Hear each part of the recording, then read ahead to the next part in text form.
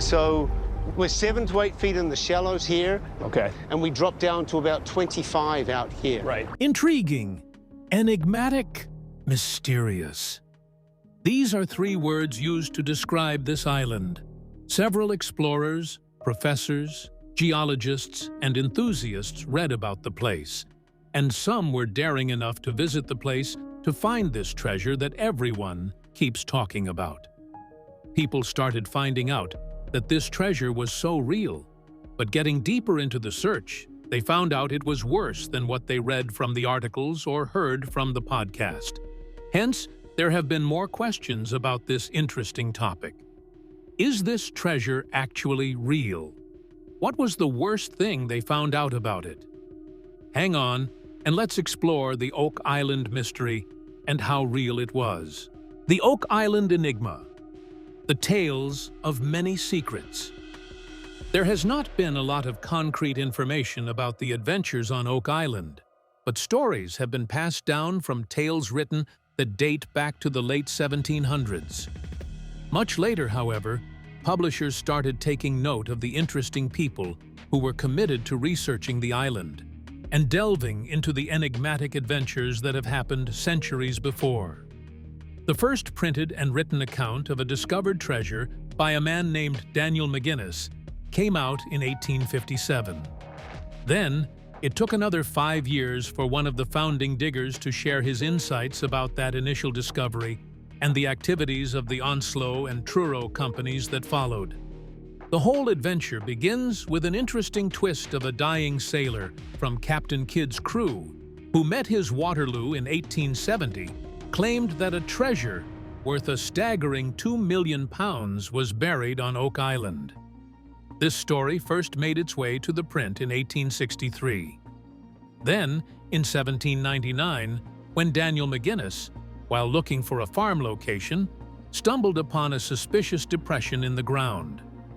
They believed it might connect to the Captain Kidd legend, so he enlisted the help of 2 men, known as John Smith and Anthony Vaughan. They came together to start digging and soon discovered a layer of flagstones at just 2 feet down.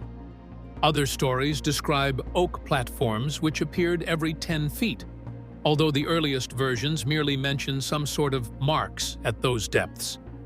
They also noted different tool marks on the pit walls. The soil was surprisingly loose, unlike the compact earth surrounding it. Eventually, the trio abandoned their excavation at 30 feet, driven by a sense of superstitious dread. Again, around 1802, another very daring group named the Onslow Company started their journey from central Nova Scotia, their sights set firmly on Oak Island, so convinced that a hidden treasure lay beneath its surface. They dove into their excavation efforts, digging down to about 90 feet, which is about 27 meters. When they worked, they discovered a series of layers, discovering logs, or what they referred to as marks, every 10 feet. However, it wasn't just wood they found. They also found layers of charcoal, putty, and even coconut fiber, hinting at something which was much more mysterious. Perhaps the most captivating of all was a large stone inscribed with intriguing symbols, which only deepened the mystery that surrounded the island. However, the treasure hunt took an unexpected turn when the pit suddenly flooded with 60 feet of water. No one could explain why this happened, and it left the diggers grappling with a serious dilemma. Despite their best efforts to recover the treasure, their plans went awry when they attempted to dig a tunnel from a second shaft, only to find that it, too, succumbed to flooding. Faced with these setbacks, the Onslow Company ultimately abandoned their ambitious excavation. In 1849, another group of investors formed the Truro Company, intending to pick up where others had left off.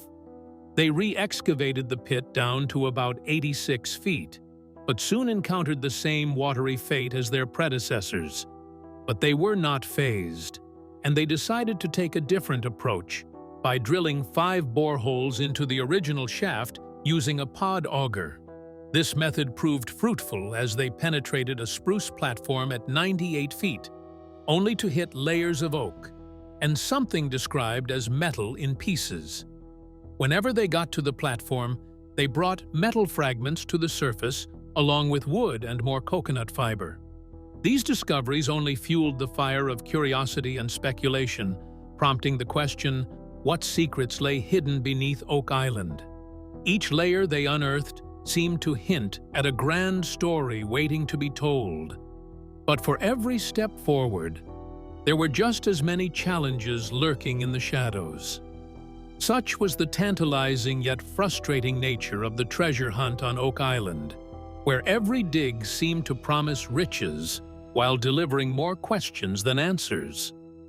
They were determined to reveal the secrets of Oak Island, so the Truro Company decided to dig another shaft, this time reaching an impressive depth of 109 feet to the northwest of the original site. They got off with a tunnel, hoping to intersect the elusive treasure that had captivated so many before them. But, as fate would have it, seawater once again flooded this new shaft.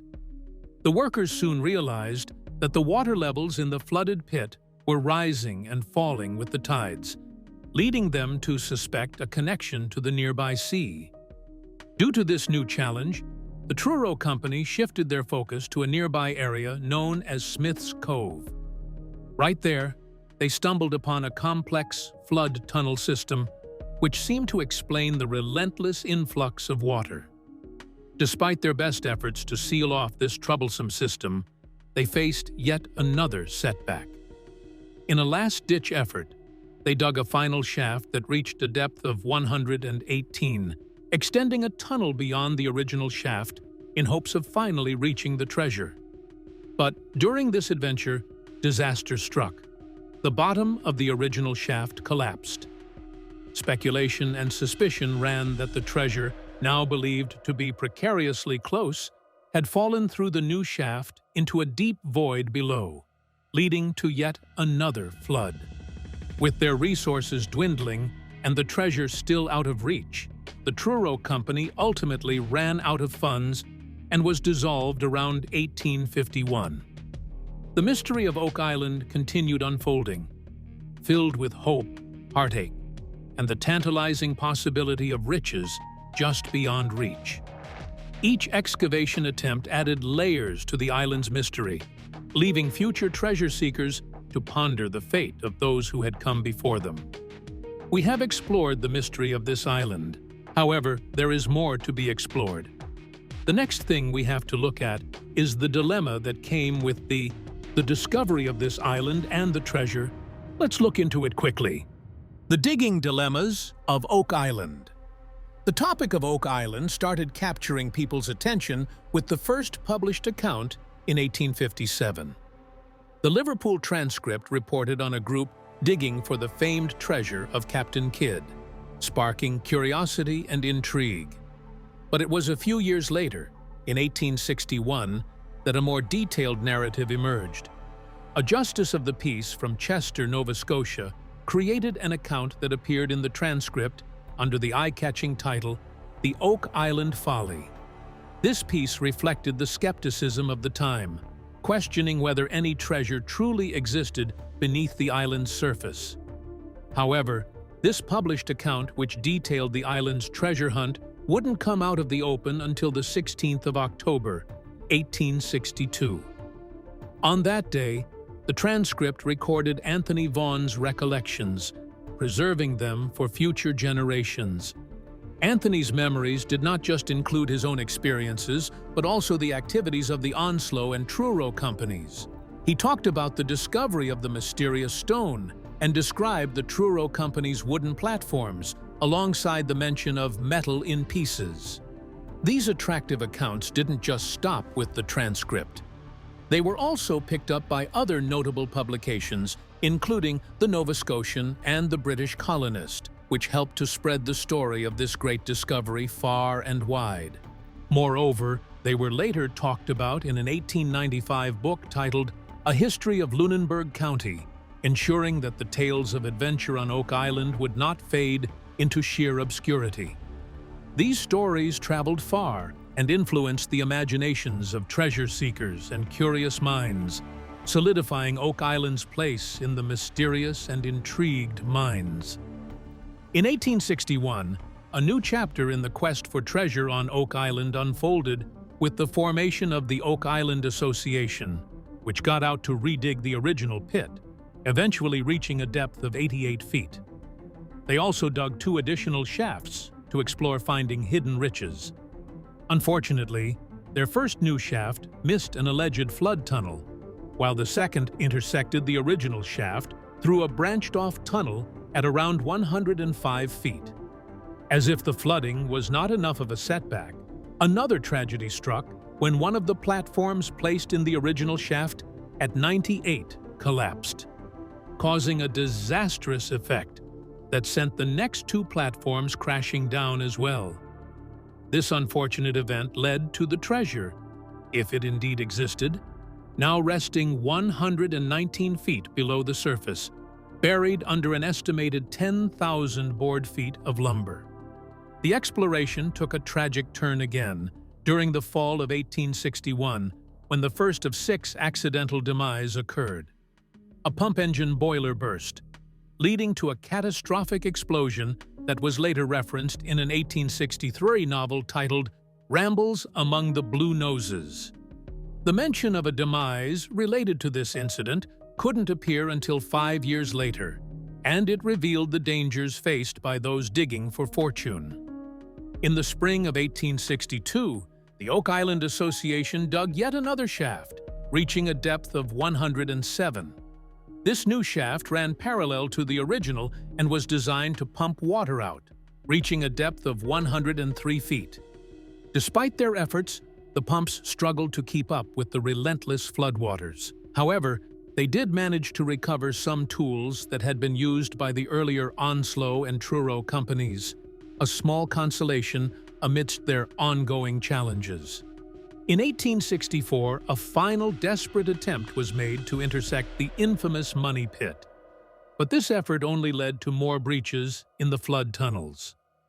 By this time, salt water was severely undermining the walls of the original shaft, causing some workers to refuse entry due to safety concerns. When mining engineers inspected the original shaft, they deemed it unsafe, prompting the Oak Island Association to abandon their ambitious quest when funds ran dry. The dream of treasure remained tantalizingly out of reach, buried deep beneath the island, leaving future generations to wonder what truly lay hidden below. 2 years later, a new chapter in the Oak Island treasure saga began with the formation of the Oak Island Eldorado Company, often referred to as the Halifax Company. By this time, the island was a maze of shafts, boreholes, and tunnels, the remnants of countless treasure hunters who had come and gone. When their initial plan to seal off the alleged flood tunnels from Smith's Cove proved ineffective, the company decided to shift their focus back to the original main shaft. As they drilled exploratory holes, they unearthed fragments of wood, more coconut fiber, soft clay, and blue mud. However, despite their laborious efforts, nothing of real interest came to light, leading the group to abandon their search in 1867, leaving the mystery of the treasure unsolved. About 30 years later, in 1896, when an unknown group made its way to the island equipped with steam pumps and boring equipment, they faced the same challenges as those before them. The pumps struggled to keep water out of the flooded side shaft. Nevertheless, they managed to take boring samples, with one particularly intriguing claim stating that a tiny piece of sheepskin parchment was recovered. This parchment was said to have 2 letters, V or Y, written in India ink, adding a tantalizing hint of mystery to the treasure hunt. Tragedy decided to strike again on the 26th of March, 1897, when a worker named Maynard Kaiser fell to his Waterloo during one of the excavation efforts, which marked the second accidental demise in the long history of treasure hunting on the island. The following year, in a bold yet curious move, the group poured red paint into the flooded pit. which allegedly revealed 3 exit holes scattered around the island, further adding to the long list of hidden passages beneath the surface. By August 1909, an explorer named Captain Henry L. Bowden arrived on Oak Island representing the Old Gold Salvage Group, which notably included Franklin D. Roosevelt among its members. By this time, the infamous Money Pit had been cleared down to 113 feet, and divers were dispatched to investigate the depths. Although they took multiple borings in and around the pit, none yielded anything of significance, leaving the mystery of Oak Island as elusive as ever. Each of the new groups brought fresh hope and ambition, but the treasure remained hidden, waiting for the next adventurer to take up the challenge. The mystery of Oak Island continued to attract enthusiasts, as stories of its riches and the dangers beneath kept the dream alive for generations. Captain Henry L. Bowden did not just focus on the Money Pit, he also turned his attention to Smith's Cove, where there were reports of drain tunnels and a ring bolt embedded in a rock. While the team did uncover the remnants of an 1850 work, they didn't have evidence pointing to treasure or significant artifacts beyond that. Henry also explored the notorious Stone Cipher back in Halifax, only to discover that it was simply a rock devoid of any symbols. He was skeptical about the idea that symbols could have worn away, given the rock's hardness. After these findings, the group left the island in November 1909. Their hopes dashed once again. The whole idea seemed to be buried again until 1928, when a feature story about Oak Island caught the attention of a popular New York newspaper. This article got the attention of William Chappell, who took it upon himself to excavate the pit again in 1931. He sank a 12 by 14-foot shaft down to 163 southwest of where he believed the 1897 shaft to be, based on reports that didn't have solid evidence. At a depth of 127 feet, Williams' team discovered a number of artifacts, including an axe, a fluke anchor, and a pick. The pick was identified as a Cornish miner's pick, but by this point, the area surrounding the pit was a chaotic mix of debris from countless previous excavations, making it impossible to determine ownership or context for the finds. Enthusiastic about the engineering challenges of recovering the elusive treasure, Gilbert Hedden, another explorer and operator of a steel fabricating company, became captivated after reading the famous 1928 article. He made 6 trips to Oak Island, diligently collecting books and articles about its storied past. Gilbert even traveled to England to consult with Harold T. Wilkins, the author of Captain Kidd and His Skeleton Island, seeks to explore a potential connection between Oak Island and a map featured in Wilkins's book.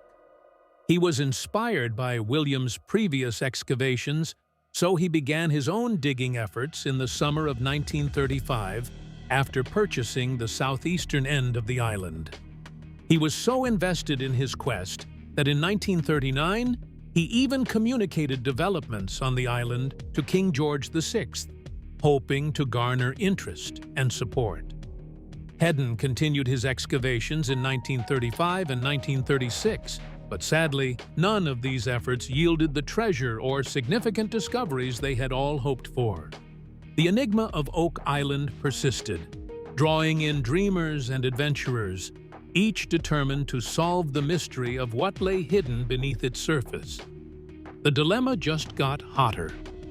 There was a man who was well known for this exploration, but he met his downfall, and it led to people's fear and more questions about this island. Let's get into the explorations of Robert and the treasure. Robert Restall and Other Oak Island Enigma. In 1959, the enigmatic allure of Oak Island drew Robert Restall, his 18-year-old son, and work partner Carla Gracer to its shores after they signed a contract with one of the property owners. Their ambitions led them to Smith's Cove in 1965, where they attempted to seal what they believed was a storm drain. They dug a shaft down to 27 feet, but their journey took a tragic turn that summer. An account of their excavation efforts was published in the January 1965 issue of Reader's Digest, capturing the public's interest. On the 17th of August that same year, Robert was overcome by toxic hydrogen sulfide fumes emanating from the shaft, marking another tragedy that struck during the Oak Island excavation. His son couldn't bear to see him leave the world, so he descended to rescue him, but sadly succumbed to the noxious gas. In a desperate bid to save them, some other guys rushed to help. A visitor named Edward White even lowered himself into the shaft in an attempt to bring the men back to safety, but he could only manage to pull out just one of the men. Tragically, Robert, his son, and one of his men all lost their lives that day, marking one of the darkest episodes in the island's written history. That same year, Robert Dunfield stepped onto the scene, leasing portions of the island for his own excavation efforts. With a 70-ton digging crane and a clam bucket, he set out to dig the pit area down to a remarkable depth of 137 feet and a width of 100 feet. Transporting the crane to the island was no small feat. It required the construction of a causeway, which was still visible today, that stretched from the western end of the island to Crandall's Point on the mainland, about 200 meters away. However, Robert's lease came to an end in August 1966, leaving the island's mysteries unsolved again. In January 1967, a new chapter began when Daniel C. Blankenship, David Tobias, Robert Dunfield, and Fred Nolan banded together to form a syndicate aimed at exploring Oak Island. 2 years later, Blankenship and Tobias took a significant step by forming Triton Alliance, having purchased most of the island. Several former landowners, including Mel Chappell, joined the venture as shareholders, adding a wealth of local knowledge and interest to the exploration efforts. In 1971, Triton workers undertook a monumental task by excavating a 235 shaft known as Borehole 10X, which was carefully supported by a steel caisson down to bedrock. This ambitious endeavor was yet another attempt to unearth the long-hidden secrets of Oak Island, continuing the legacy of hope, tragedy, and mystery that had captivated treasure seekers for generations. Each new effort brought fresh excitement, but the treasure remained elusive, waiting for the next wave of adventurers to unlock its secrets. According to Daniel C. Blankenship and David Tobias, explorations into Borehole 10X yielded some tantalizing glimpses into the depths of Oak Island. Cameras lowered into the shaft reportedly captured images of what appeared to be possible chests, human remains, wooden cribbing, and tools. However, the footage was murky, and none of these claims have been independently verified, leaving the treasure's existence shrouded in uncertainty. Eventually, the shaft collapsed, forcing another abandonment of the excavation efforts. Later, the shaft was redug to a depth of 181 feet, reaching bedrock, but work was halted once more due to dwindling funds and the dissolution of the partnership. In 2016, divers sent to explore the bottom of Borehole 10X returned with disappointing news. No artifacts were found, further clouding the mystery of what lay beneath the surface. Legal battles were another significant aspect of the island's story. In 1983, Triton Alliance found itself embroiled in a lawsuit against Frederick Nolan over the ownership of 7 lots on the island and access to its causeway. By 1985, Nolan's ownership was confirmed, but he was ordered to pay damages for interfering with Triton's tourist business. Triton appealed, but in 1989, they lost again, and Nolan's damages were reduced, underscoring the ongoing disputes that plagued the exploration efforts. Throughout the 1990s, people seemed not to be interested in this exploration anymore, because of ongoing legal battles among the Triton partners and a significant lack of financing. In 2005, a portion of the island was put up for sale for a staggering $7 million. Despite hopes from the Oak Island Tourism Society that the Canadian government might step in to purchase the island, it was ultimately a group of American drillers who acquired it instead. In April 2006, a significant development in the ongoing Oak Island saga was announced. Brothers Rick and Marty Lagina from Michigan had acquired 50% of Oak Island Tours from David Tobias for an undisclosed amount. The remaining shares of the company were held by Daniel C. Blankenship.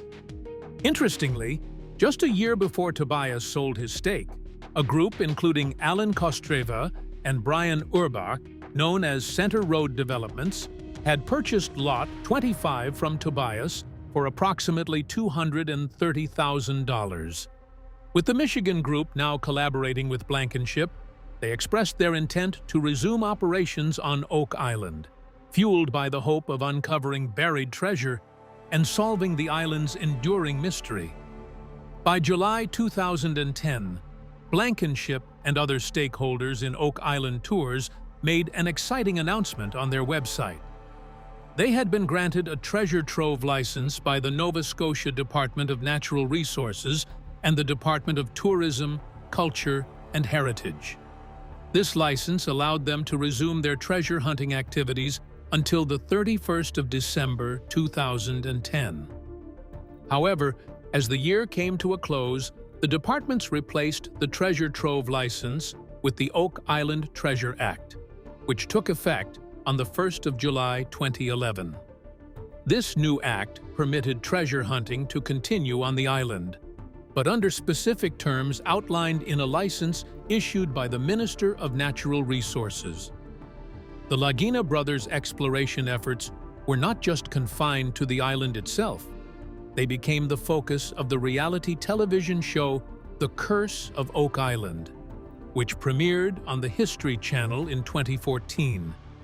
The show brought the island's mysteries to a wider audience, documenting the brothers' adventures and challenges as they sought to unravel the secrets buried deep beneath the surface. Having looked at the many people who attempted unraveling the secrets to the treasure in Oak Island, it is only important to look at the many things to draw out of these many stories of bravery, tragedy, and exploration. Wisdom and life lessons from Oak Island. One can't imagine that a timid PhD student who would later become a geoscience professor at Acadia University would ever dream he would be discovering a treasure on a mysterious island off Nova Scotia's coast, or that his scientific skills would give him a great spot on a reality TV show seen by nearly 3 million people every Tuesday night. Well, a lot of weird things have happened on this little island shaped like a question mark that serves as an intriguing story for the History Channel's popular series named The Curse of Oak Island. A whole lot of fans have been surprisingly attracted by the island's enigmatic treasure story since the late 1700s.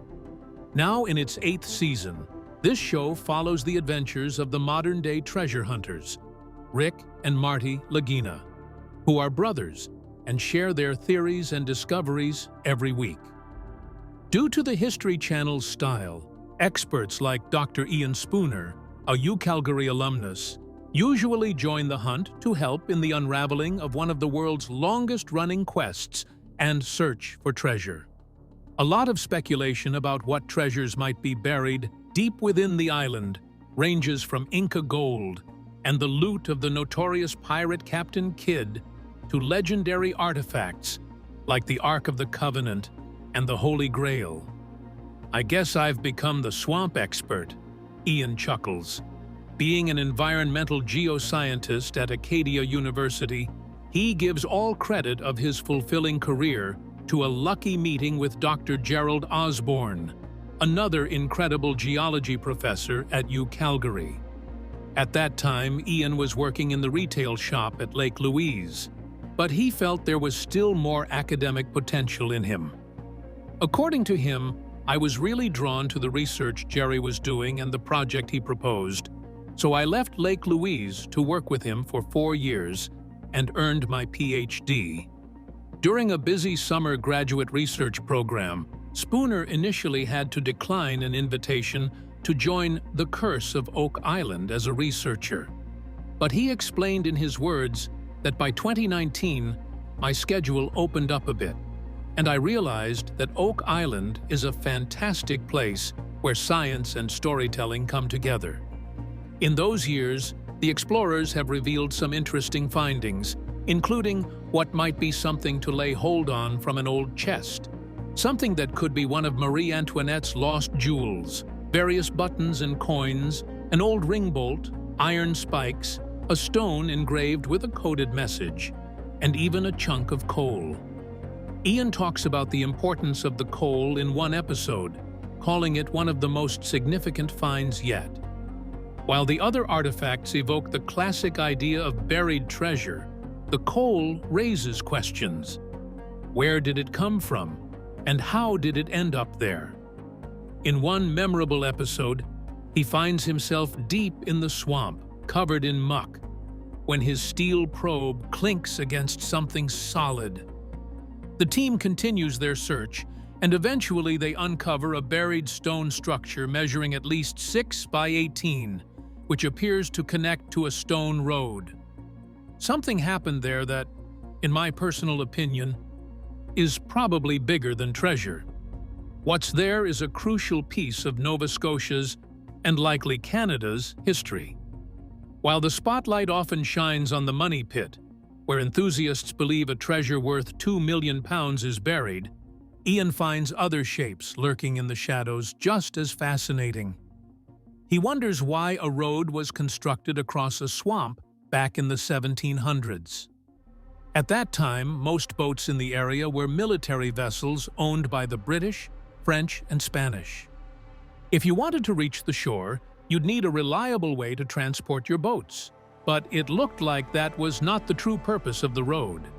Ian and his students, who have been instrumental in the research, aren't the only ones with questions. I receive emails every day from people sharing their theories for the research team to consider. That's one of the most rewarding parts of this project, getting messages like, "My dad and I have been fascinated by Oak Island for the last 6 years, and here's what we think." It's clear that families bond over this mystery. And before we were all wearing masks, people would approach me in grocery stores or airports and say, "Hey, you're the guy investigating the swamp on Oak Island." He also enthusiastically mentions that people are so invested and interested in this topic, and the least he could do was respond to their emails and thank them for their interest. Ian has genuinely enjoyed the opportunity to weave his scientific expertise into a rich and complex narrative. He mentions that being a professor and doing research in small communities has really helped him feel at ease in this environment. As for the debate on his return to Oak Island next year, he hopes to be back if the search continues in 2021. But he is significantly rooting for closure for brothers Rick and Marty in order to get some answers. If the mystery of Oak Island is ever solved, Ian predicts returning to relaxing evenings on Mahone Bay, listening to Jimmy Buffett from his 28-foot sailboat. The past 2 summers have been wonderful, but quite hectic. By November, I'm completely worn out. Plus, I have responsibilities at school. I run a lab, write papers, and mentor graduate students. But what keeps me motivated is knowing my time on Oak Island is limited. I genuinely believe the research team is getting close to cracking the case. What do you think about Oak Island and the mysterious treasure? Let us know in the comments below. Thanks for watching. To enjoy more exciting videos, click play on the video on your screen.